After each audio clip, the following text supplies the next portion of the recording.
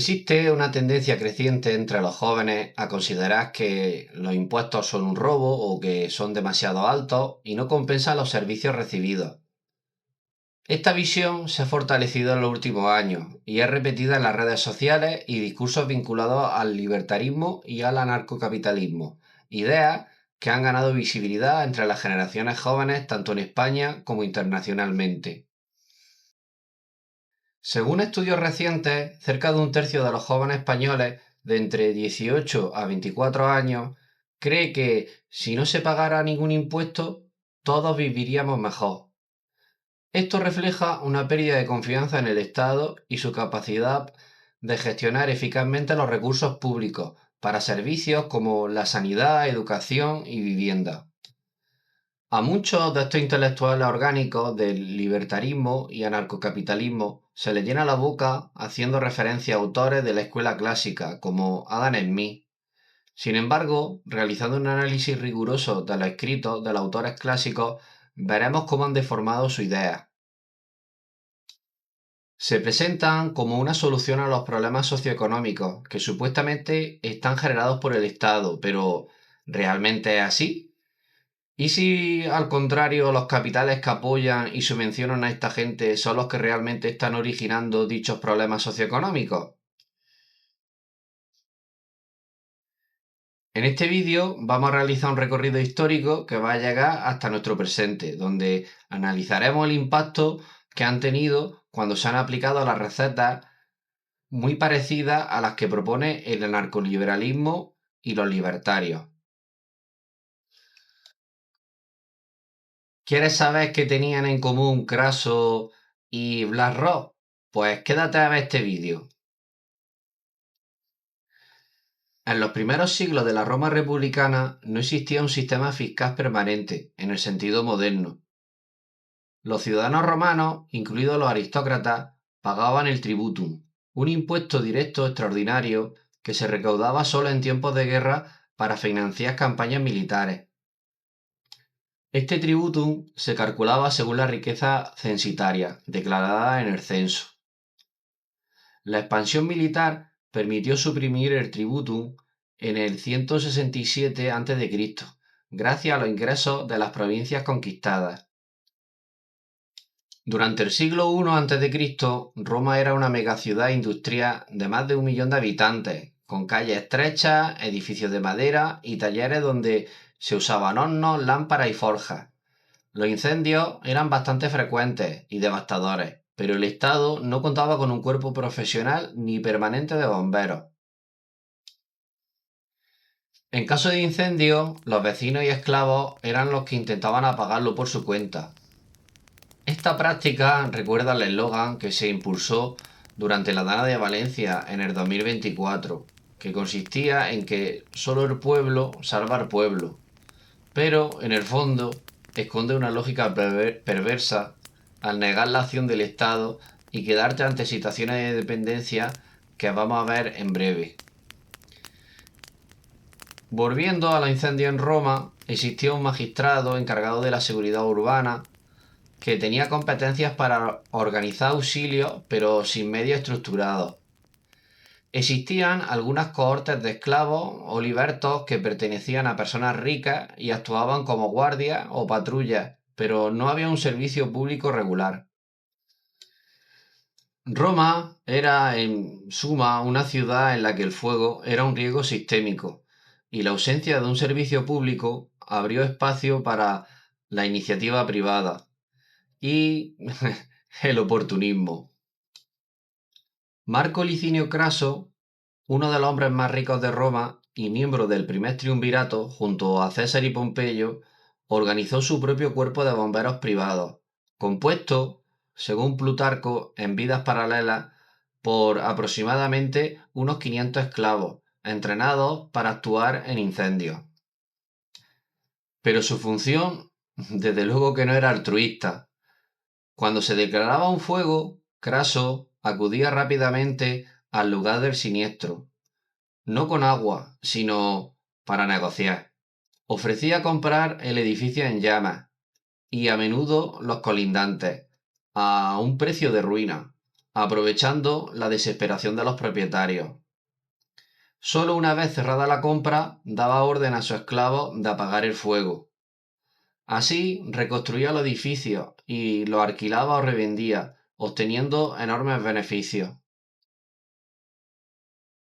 Fue literalmente un negocio inmobiliario especulativo basado en incendios. Y aunque hoy parezca escandaloso, en aquel contexto no era ilegal, porque no existía regulación pública del servicio contra incendios. Como dato anecdótico, Craso, después de ser derrotado en la batalla de Carra en el 53 a.C.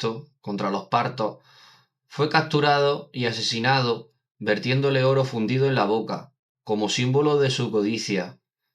En definitiva, una muerte de justicia poética.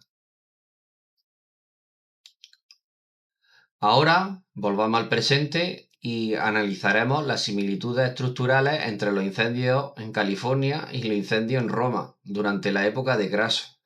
La dinámica tiene matices tecnológicos y ambientales diferentes, pero el principio social y económico es muy parecido.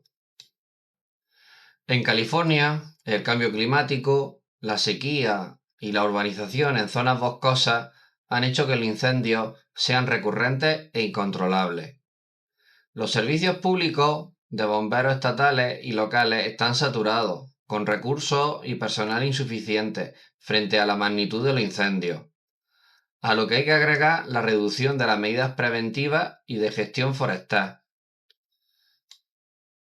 La infrafinanciación de los servicios públicos de bomberos estatales y locales es producto de la política fiscal de Estados Unidos.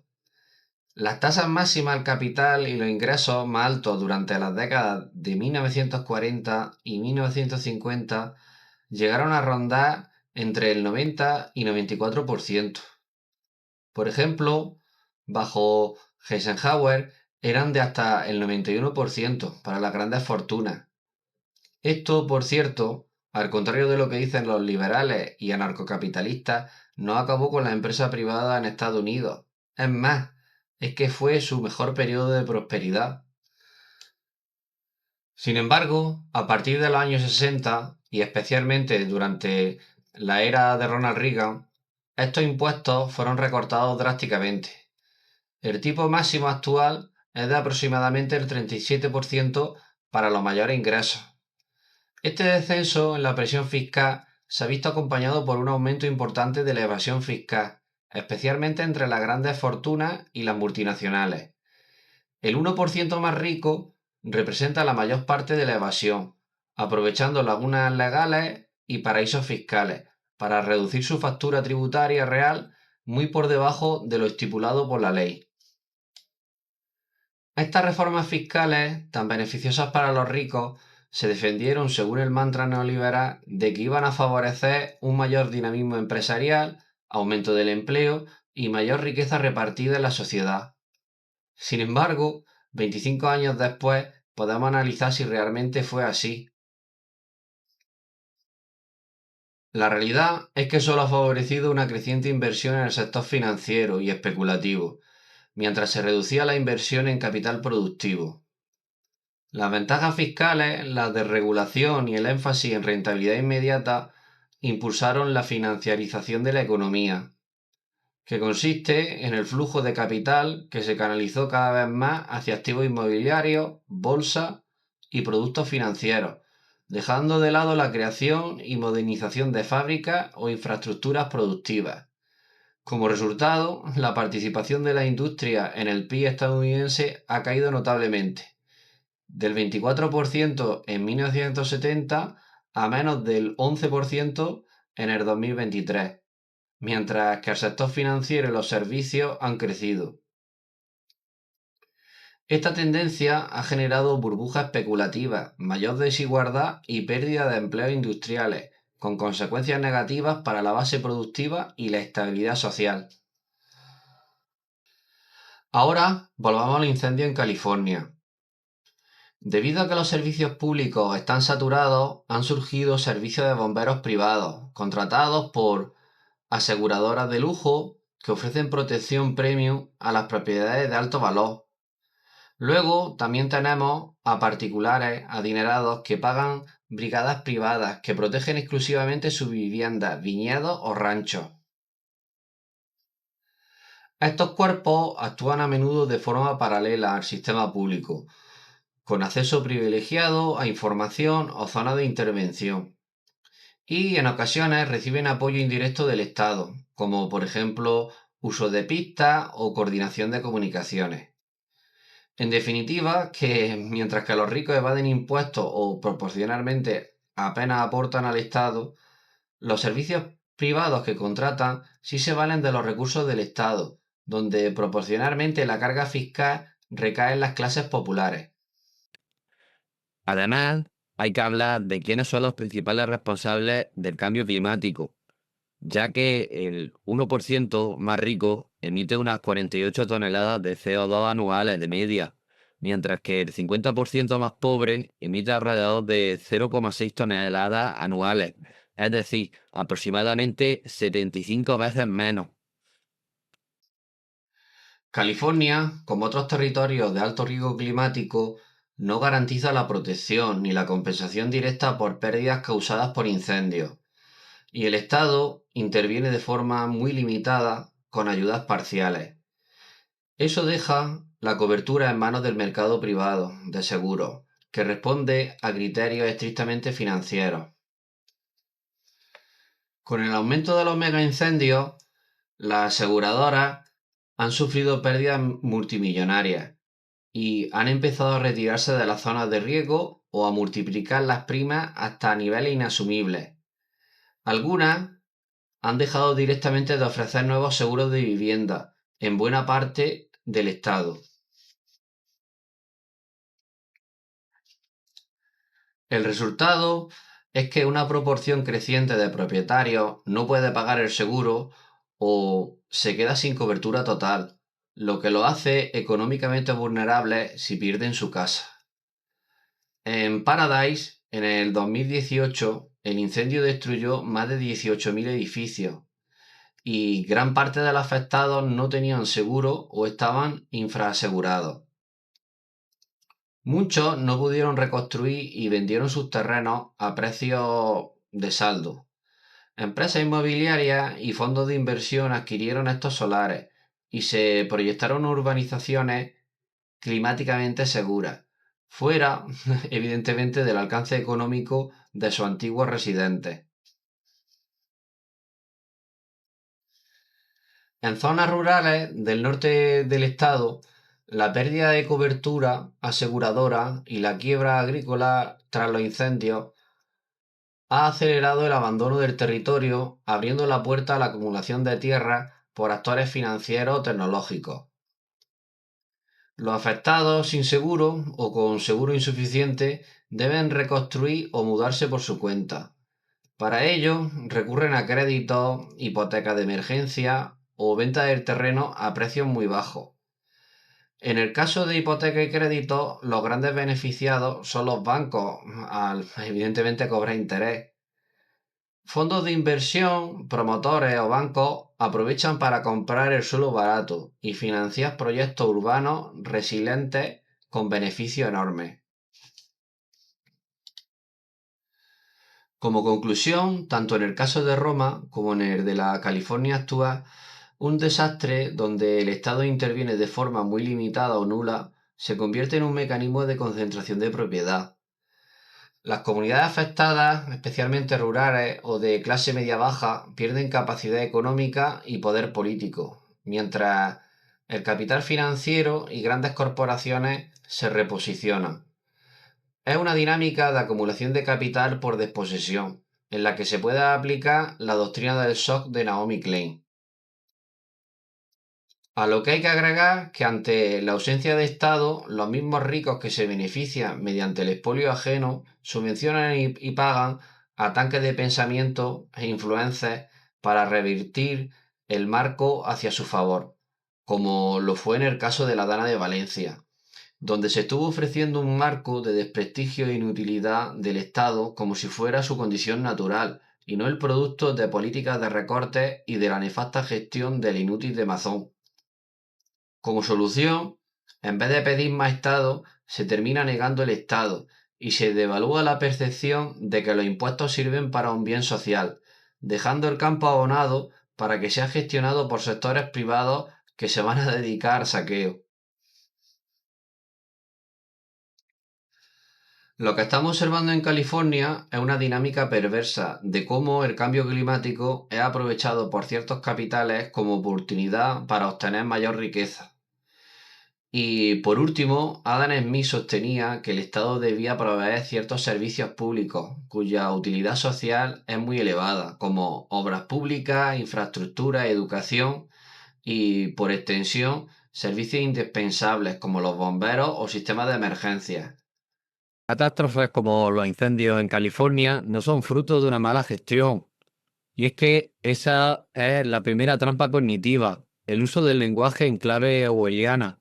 Se utiliza el término de gestión asociado al ámbito empresarial para ocultar que en realidad es el resultado de políticas deliberadas de reducción fiscal a los ricos, mientras que las clases populares, especialmente las clases medias, cargan con un peso proporcionalmente mayor.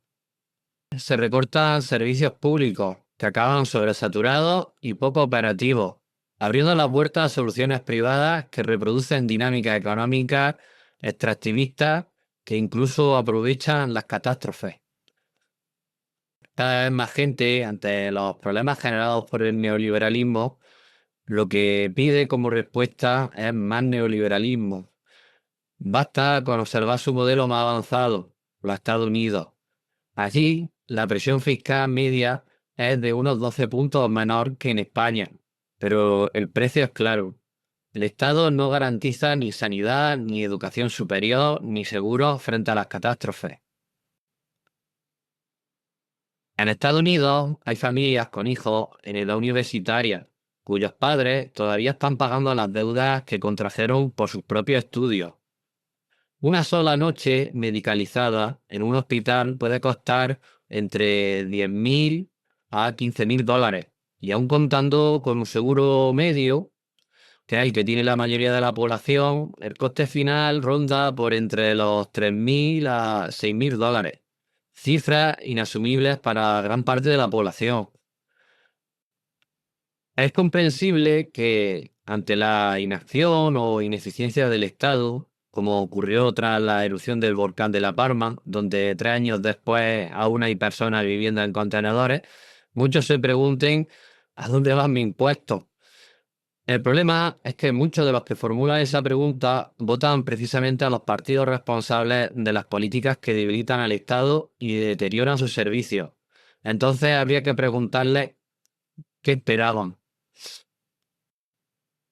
Actualmente existen dos vías, la cada vez más dominante, la de los estados débiles con baja presión fiscal y servicios públicos reducidos o inexistentes, donde el supuesto ahorro fiscal se convierte en ruina ante el extractivismo de los servicios privados, o la alternativa de entender que la ineficacia del Estado no es inherente a su naturaleza, sino el resultado de recortes y privatizaciones deliberadas que muchos ciudadanos siguen validando con su voto.